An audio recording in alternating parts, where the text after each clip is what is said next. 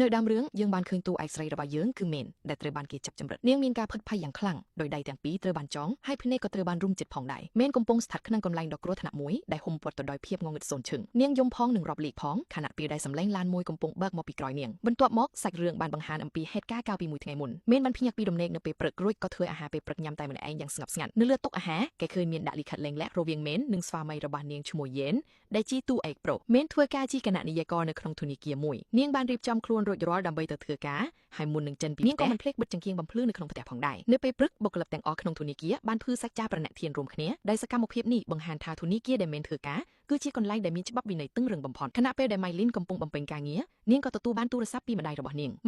បានប្រាប់ថាប្អូនប្រុសរបស់នាងកំពុងដាក់ពាក្យស្នើសុំកម្ចីប្រាក់ប៉ុន្តែដោយសារតែចំណូលរបស់គេទាបពេកទើបគេមិនអនុញ្ញាតឲ្យខ្ចីហេតុនេះហើយទើបពួកគាត់ចង់ឲ្យមានការបញ្ជាក់ព័ត៌មានតាមរយៈក្រុមហ៊ុនរបស់មេនបានប្រាប់ថានាងនឹងព្យាយាមពិភាក្សាជាមួយថ្នាក់លើអំពីបញ្ហានេះប៉ុន្តែម្ដាយរបស់នាងបានបង្ខំឲ្យនាងនិយាយភ្លាមៗព្រោះថាប្រសិនបើកម្ចីមិនត្រូវបានអនុម័តទេវានឹងប៉ះពាល់ដល់អាពាហ៍ពិពាហ៍របស់មេនហើយបើកិច្ចព្រមព្រៀងនេះត្រូវបរាជ័យគេក៏មិននឹងទទួលបានផ្ទះនោះដែរបន្ទាប់ពីដាក់ទូរស័ព្ទចប់មេនក៏នឹកដល់សម្ដីប្តីរបស់នាងដែលតែងតែប្រាប់នាងថាមិនគួររស់នៅក្នុងជីវិតបែបនេះឡើយមេនក៏សម្រេចចិត្តទៅជួបអ្នកគ្រប់គ្រងរបស់នាងឈ្មោះហ្វុងដើម្បីនិយាយពីរឿងនេះដោយក្តីភ័យអនាងបានស្នើឲ្យហ្វុងជួយធ្វើវិញ្ញាណបត្របញ្ជាក់ចំណូលឲ្យខ្ពស់ជាងការពិតដើម្បីឲ្យកម្ចីនោះអាចអនុម័តឆាប់រហ័សហ្វុងក៏បានយល់ព្រមជួយនាងបន្ទាប់មកហ្វុងបានរំលឹកនាងថាលោកគឺជាអ្នកជួយឲ្យនាងទទួលបានការងារនេះហើយលោកតែងតែត្រៀមខ្លួនជួយនាងជានិច្ចប៉ុន្តែលោកក៏បាននិយាយទៀតថានាងមានស្វាមីនិងគ្រួសារផ្ទាល់ខ្លួនរួចទៅហើយលោកដឹងថានាងធ្វើរឿងទាំងអស់នេះគឺដើម្បីប្អូនប្រុសប៉ុន្តែអ្វីៗក៏ត្រូវមានកម្រិតដែរបន្ទាប់ពីឮសម្ដីរបស់ហ្វុងហើយមេនចាប់ផ្ដើមមានអារម្មណ៍មិនស្រណុកចិត្តឡើយឃើញដូចនេះហ្វុងក៏មិននិយាយអ្វីបន្តទៀតហើយមេនក៏ត្រឡប់ទៅធ្វើការរបស់នាងវិញ